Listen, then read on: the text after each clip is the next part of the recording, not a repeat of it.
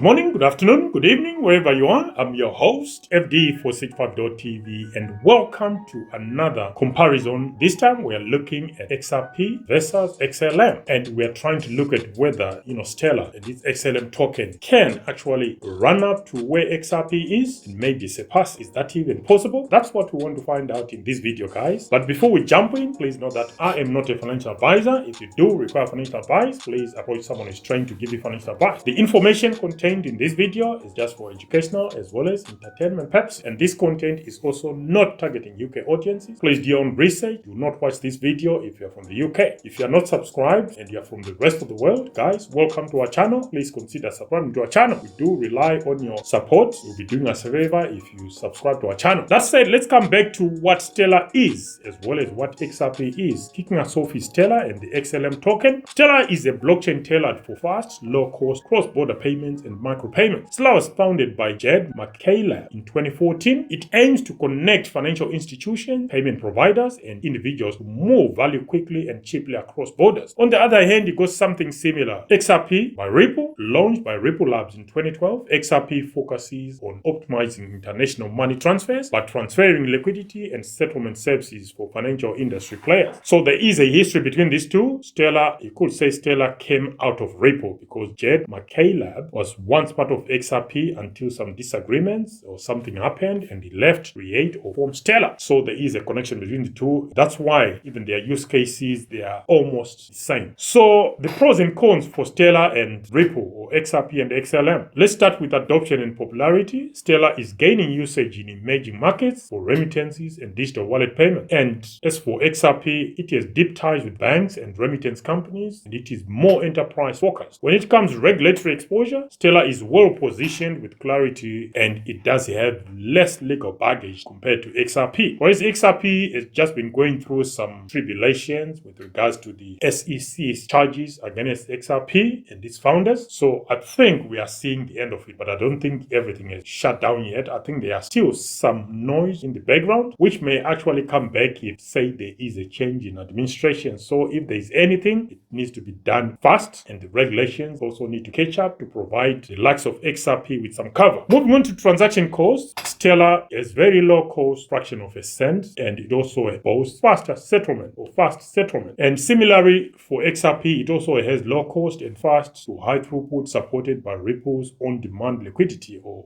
ODL. As for decentralization, Stellar and its XLM token, they are governed by a non-profit foundation which is decentralized with a diverse validator set, whereas Ripple holds 40% of supply and wields significant influence. So Ripple is very much centralized when you compare it to Stellar. As for the ecosystem and use cases, well, Stellar is a growing ecosystem with anchor networks and cross-asset issuance. And as for XRP, both strong DeFi presence on XRP ledger, but ecosystem broader for enterprise remittance integration. That's where its strengths are. And Stellar's high points, you got low fees, growing adoption among fintech apps, and fewer legal entanglement. Potential downsides include early traction is modest versus heavy institutional corridors. And as for XRP strength, it's got deep integration with banks, powerful remittance tools, and higher name recognition. And it also boasts high attention from users or investors. As for risks for XRP, it is a centralized token with the Ripple Labs controlling most of it. And I think we are about to see the end of the regulatory shenanigans. They could be coming to an end. I don't think everything has been shut down yet, but that's where we are as far as the strengths or pros and cons are concerned. So can Stellar catch up to XRP then? Let's start by looking at market cap and price. XRP currently has a substantially large market cap and a higher token price, and that could prove a steep mountain to climb for the XLM token. As for popularity and adoption, Stellar is gaining ground among emerging markets, but XRP dominates enterprise corridor, and I think XRP is also quite popular compared to the XLM token or coin. As for regulatory clarity, I think they are both, but Stellar has had a cleaner record since its launch, but I think XRP is still trying to navigate that or navigate the last bits of its regulatory issues. But I think they are both on the home run now when it comes to regulations, especially with the current US administration. As for investment outlook